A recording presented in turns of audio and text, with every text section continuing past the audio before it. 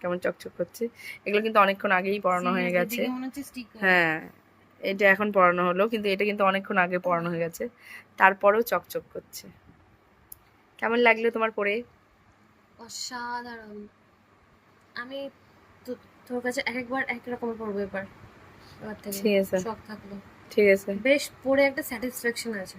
আর কোমরটা কেমন ব্যথা হলো সেটা বলো। আমি শুয়ে বসে ঘুরিয়ে সব রকম ভাবে পড়েছি, তো আমার কাছে ঠিক আছে। ঠিক আছে, টাটা। কালকে দেখা যাবে কেমন কালার আসে।